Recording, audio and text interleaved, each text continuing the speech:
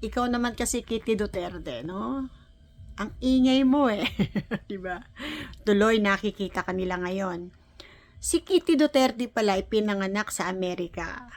Kaya yung bata ay American citizen. Ang problema, itong American citizen na bata na to, sumasampa ngayon sa entablado at nangangampanya para sa Duterte. Dahil inutusan siya ng kanyang papa, ng kanyang tatay, Tatay Digong. Sinisilip yon ng mga kalaban.